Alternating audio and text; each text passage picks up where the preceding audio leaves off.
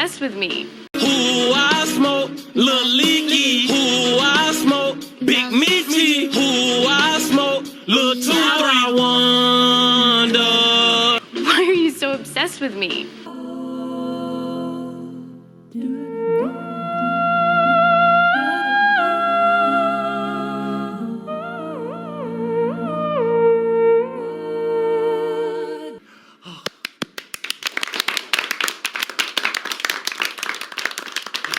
I was so moved.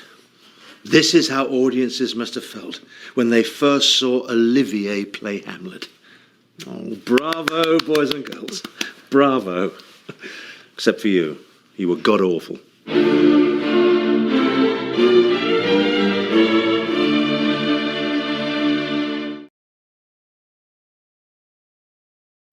what's going on? So this is a little weird. I'm in my car. It's Thursday night. I've decided to come to the Atomic Revolutionary Wrestling Show in Cocoa Beach, Florida. It's about let's be real, it's about an hour away from where I live. Davey Richards is on the card tonight. Communicated with him, so it's cool. I'm going to get to see him. Communicated with Alex Red, the promoter. We're looking forward to seeing each other again. He and I will see each other at the No Peace Underground shows when they're in Orlando at the Sound Bar.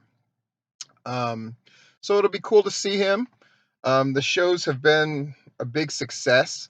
It's at the Space Coast Convention Center, so I came here early and I checked it out. So I know exactly where it is. It's behind this Holiday Inn. But then I got here early enough that I was like, cool, I'll get someplace to eat. There's a McDonald's there, but I'm like, bro, I'm trying to, I don't know. I just wanted a nice sit down kind of meal, even if it was at the Waffle House level. And there was a Waffle House, but it was not open. It's fucking 5 at night. Like, what? And then so there was an IHOP that there's nobody in there too. I don't know what the story of that is. I don't know what's going on. But the only other thing was a Sam's Club, of which I was a member. So I wanted to get sushi because they actually have decent sushi, but they didn't have any of the varieties that I like. But they did have these chicken dumplings that are fully cooked. So I'm excited about that. And I'm excited about this show tonight. Am I going to live tweet and all that stuff? Probably. I'm just going to kind of play it by ear and see how it goes. Doors open at 6, and I'm trying to be cool about things. So I'm going to go in there about 6. But since I had the time, I thought I would drop this video from my car. It's a nice thing about having a laptop.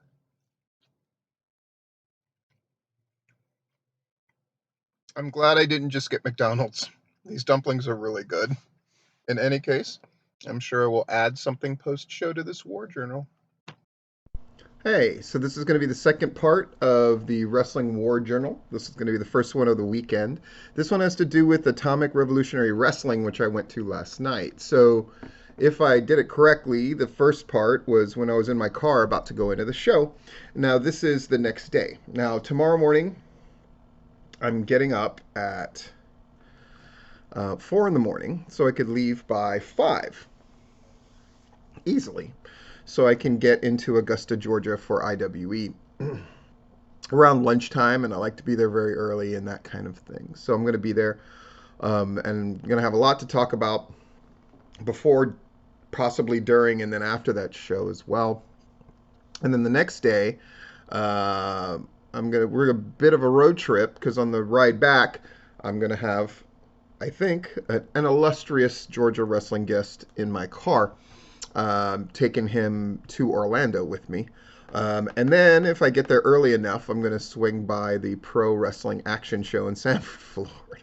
So this is nuts. This is a real old school Wrestling War Journal where I'm talking about multiple shows. But let me talk about Atomic Revolutionary Wrestling. What am I doing? I'm on my phone calling up my notes. Here's the thing. I was going to write a report of the show, but there's a problem with that because I didn't see most of the second half of the show. So I'm just going to give general impressions and then what I was doing at the show instead of watching the second half of it. That sounds very rude, right? And of course, it is rude, but it'll become clear why. So my first impression is where it is in Cocoa Beach is I wanted to get a sit down food, like I said in the first part, and nothing was open. So except for the McDonald's, and I didn't want to eat at McDonald's. Um, the Space Coast Convention Center itself, it wasn't a very high ceiling, it wasn't a huge space, but it was great, and they had about 120 chairs laid out, and they were about, I'd say there were about 10 empty chairs, so let's call it a little over 100 that they drew on a Thursday night. Now, when they run on a normal kind of weekend type of day, they always pack the place. So I'm curious why they ran on the Thursday, but the people that were there were clearly diehards. I hadn't been to Atomic Revolutionary Wrestling in many, many years. And when I was there for perspective, we went because Rosemary was my kid's favorite wrestler at that time, because we would see Rosemary at the TNA Impact shows. And I believe Leva Bates was also on that card. So this was years ago. So this was before AEW got started, for example, and when TNA was TNA, and still recording stuff at Universal Studios. ARW shows always bothered me because I always found them to be sort of like slipshod booking and kind of like bad indie habits that I don't really care for. But I went into this show with an open mind. I will say the presentation of how the place is laid out as soon as you walk in, whoever greeted me at the door and sold the tickets was a really good customer service person. Nobody else really was, though the security guys are really charming, which I know that's like, Steve, who cares? Like, I care. I did note a couple of things. They had like a trash can there that was obviously going to be used as plunder because it's filled with crutches and other stuff to hit people with, you know, pans and stuff like that. And it never got used. So I thought that was really bizarre. The entranceway was kind of like very crude. It was explained to me by somebody who comes to the shows regularly, because I always try to talk to the people around me, especially if they look like diehards. And everybody at this show was an ARW diehard. They loved everything in the show. They cheered, they booed. When Alex Red, the promoter, spoke at length with his like shooty shoot promo, they ate every bit of it up. So these were the diehards, right? And they spent money. They spent money at the gimmick tables. There were like 100 of them, but they bought stuff and they paid for pictures and all of that stuff. So to me, that's very notable because I think you have a lot of shows that maybe draw more people. And again, ARW normally draws many more people. Let me make that clear. But I mean, even with 100 people, the boys could make money on the side. And I think that that's a huge deal. I'm going to say something that's going to really strike people the wrong way, but it's honest. There were pretty much two levels of performer on this show. Incredibly good or incredibly not good. And there wasn't a lot of middle ground. Anthony Green, who was released from NXT months ago, is fantastic. And watching his match was a delight. And he's clearly seasoned, and he was working with that crowd, and he was working Chico Adams, who's one of my favorite Florida guys. I love him, and he was fantastic. Davey Richards was there, and we had most of our conversation was about life stuff. How's school going? You know, what are your plans? You know, this wrestling school, that's cool. How's the kid? How's married life? Him asking me about my life. We talked very little about wrestling. But that's not to say I didn't talk about wrestling, because I most certainly did. And he called me over to ask me what I thought of his match. What did I think about his match with Shannon Moore? I thought it was brilliant. I thought that for this crowd, which was used to the same kind of match again and again and again, Davey Richards made them watch a Davey Richards match, which is grappling, very intense, like slow grappling, where it looks like you're fighting for every little hand position and all this kind of stuff, building up into hard striking. Again, a Davey Richards kick to the chest on the outside of the ring, as big a pop as anything did all night.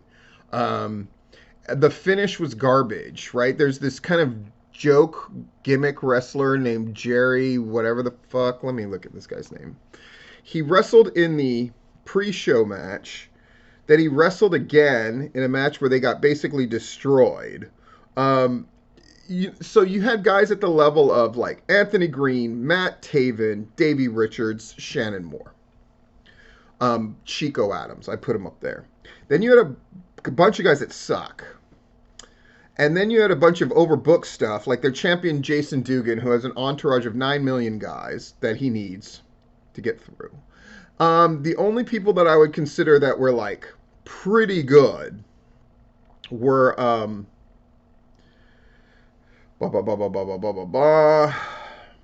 Ryzen, who's on the show, who I talked to quite a bit. I'm going to talk about that. Death Row Jethro's pretty good. And a couple of the announcements really blew me away. La Sangre. I like them. I like all those guys a lot. I've seen them in different forms, and seeing them together as a 6-man was good. But Cam 1 and Cam 2 was nothing. Like, for me, it was just really hard to take certain people on the show seriously. And I've rarely seen such a discrepancy of like top level talent and guys that were doing their thing. Now, I'm not against guys having a place to learn and do their stuff. I do hate it when like really great talent is forced to put up with like substandard stuff. And the end of that Davey Richards, Shannon Moore match with Jerry like showing up, the guy who pissed his pants in another match, showing up and for some reason the referee stopping his count. Another thing that bothered me about the show, I'm just going to get the stuff that bothered me about the show out of the way here in the beginning. Nobody took anything seriously. The referee never reacted to anything naturally. When guys were being attacked, the referee didn't give a fuck. They had the pre-show match, which is something I liked. They called it the VIP match. So they let the VIP fans, the ones with first row seats, I guess, come in earlier than everybody else. And they get settled. And then they run a match. So there's a match going as everybody else is coming in. And I think it was really cool because they call it the VIP match instead of the pre-show or the dark match. Instead of devaluing it, they raise it up. And so as you're coming in, you still get to see the match. But the VIP people are comfortable in watching it. The food at this spot, by the way, was stellar because they have an actual kitchen attached. So, like, they had real food, and it was real good. People were letting me, like, try their food, and it was all fantastic. That part blew me away. And they had a bar. So they had beer, wine, and then certain kind of drinks, including mixed drinks named after the promotion. So that kind of stuff always impresses me. I'm not a drinker, but that kind of stuff impresses me when you have a decent concession. And the gimmick tables were really good. But, you know, they had this VIP match, and the champion is in the VIP match, which is fucking weird as shit, because he's going to be in the main event.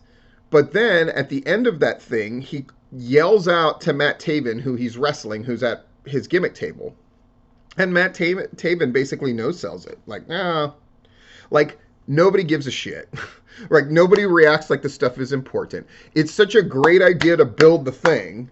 And unfortunately, they're sort of hemmed in by their crowd. Because their crowd is good with everything. And, you know, it's wonderful to have a crowd that is totally down with whatever you're doing. But it's also very deceptive. Because what it does is, you never improve. Right? You're never checked. You don't have somebody there because this is the brutal truth. Why people pay me to review their matches and look at stuff or run their locker room or to evaluate what they're doing is because I will tell you the truth and I give you a perspective that you do not have. Everybody wears the white hat in their own story and everybody thinks they're the shit. And the problem is, people don't improve because you don't have somebody there to go like, this didn't make sense, this didn't work, this didn't go.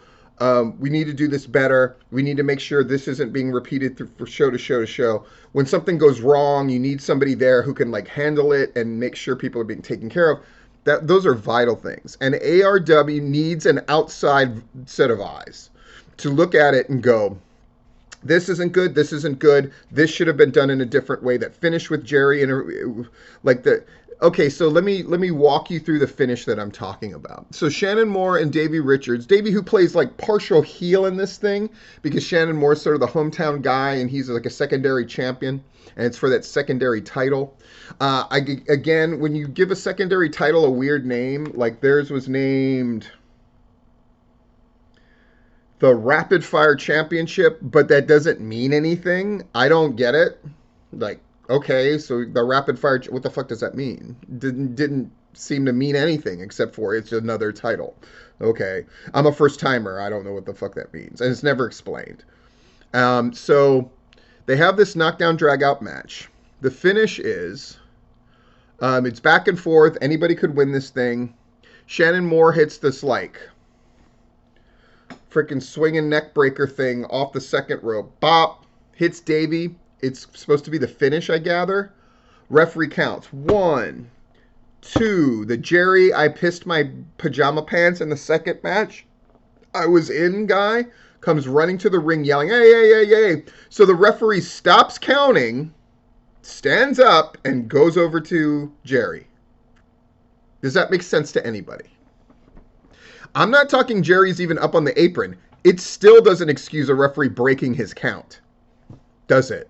Makes no sense. Why would a referee stop his count to deal with some guy yelling, A, A, A, A, A? Could you imagine? So the referee stops his count, turns his back. But Davey doesn't cheat. He just takes Shannon Moore down and grabs him in an ankle lock. And then the babyface champion taps out. And then Davey cuts a promo. Davey's really good. He's a very underrated promo guy. Boy, you put that guy on your show and give him the mic, he's going to put your shit over. And he does. He puts Shannon Moore over. And he goes, that was a great match. Crowd agrees. And by the way, that match was a slow burn. At first, the crowd wasn't getting with it. And then they were paying attention. And then they were with it. It's something that Davey does incredibly well. Right? Making any wrestling audience accept a wrestling match. It's what he's good at. And he's cutting this promo and he goes like, I don't want to win the title this way. And so I'll be back in March and we'll do it right. And the crowd pops for it. And that's what I hate. Like the crowd went for it, but it doesn't mean it wasn't a shit finish. And then the Jerry guy gets away with it. If it infuriates Davey so much that this guy fucking broke up the count, why would you finish the match with the ankle lock? Why would Shannon Moore tap out? Why wouldn't Shannon Moore be upset at somebody? Why wouldn't the two of those guys got a hold of that Jerry prick and fucking broke him in half? Just, there's a million things they could have done. And the Jerry thing didn't seem to lead to some kind of match with Shannon Moore or something like that. So what the fuck was it for? I just fucking hated it. And at that point, I kind of checked out. I gotta be honest. I was just like, this is another shit show. Blah, blah, blah, blah, blah. The Alex Red promo where he talked about, I'm a pizza delivery guy. I need you guys. All that rah-rah stuff up against the world. I mean, I just got to be honest. I'm so sick of hearing about promoters cutting the it's us against the world promo and blah, blah, blah, blah, blah. I get that that's a thing, but they're having their 5th anniversary show next month. 5 years of we're the underdogs? Like, celebrate your success more than continue to play the fucking martyr role. It's tired, in my opinion. Though Alex Red in his promo did say a couple interesting things. At their 5-year anniversary next month, and there's a fuck Jim Cornette chant because Alex Red and Jim Cornette have a thing because Alex Red booked Superhuman, that dude who's like, whoop, whoop, you know, that guy like, fuck this shit, and fucking hurts himself. He booked Superhuman in a match. So Jim Cornette hates him, so he really plays up that Jim Cornette hate thing. But it's going to be Alex Ocean against Mickey Knuckles in their first official death match at ARW. I guess I'm coming back. I fucking love Mickey Knuckles. I love Alex Ocean. Alex Ocean is the first guy that I saw in a death match, like, you know, with his head split open like a foot away from me. So that's amazing. And then in the craziest announcement, crazy, I guess Sunday, April 24th at the Ocean Center in Daytona Beach, Ian Rotten's going to be there. Who books Ian Rotten to do anything? They're ARW trying to get me back in the door, man.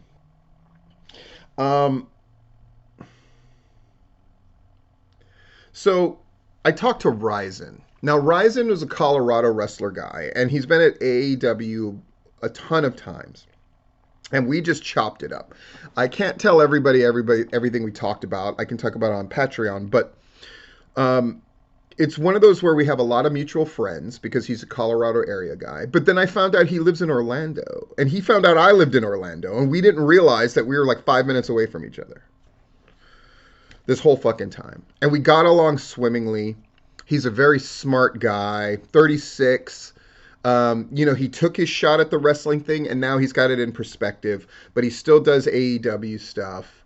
I just liked him a lot. And so we chopped it up for fucking 45 minutes in the back, so we were out of camera range and all that stuff. And it was just fucking awesome. So seeing Davey and talking to him and touching base, talking with Ryzen and just having this great time.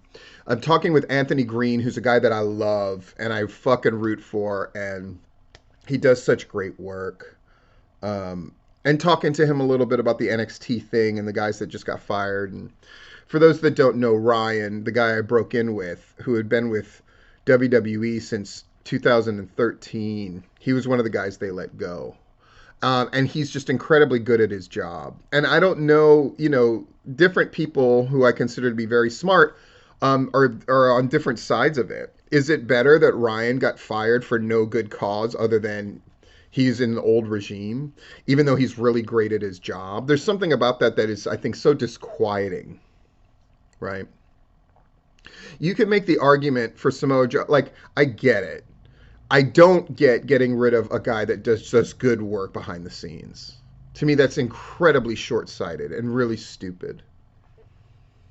But that's neither here nor there. In any case, I'm going to get this thing up.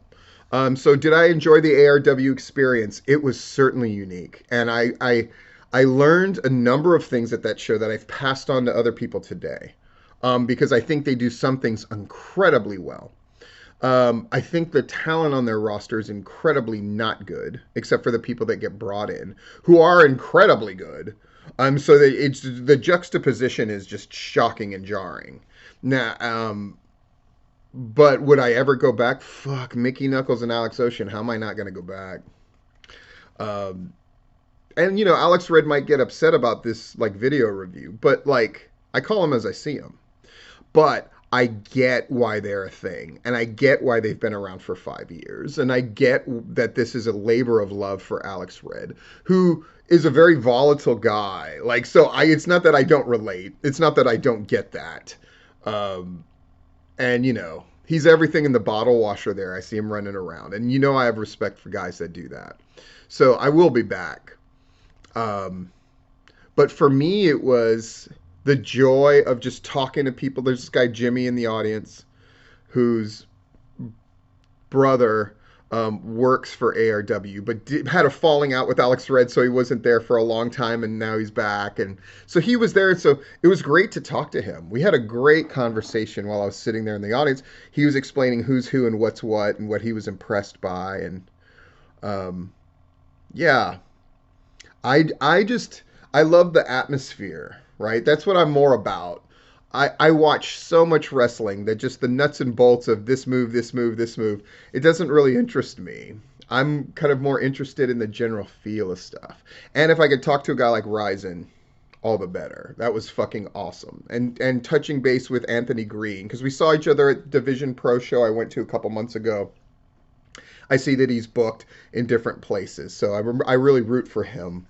And Anthony Green told me, he's just like, oh, when you fucking review my shit for AEW Dark and stuff, I fucking listen. So that was really great too. And of course he'll love it because I think Anthony Green is the shit.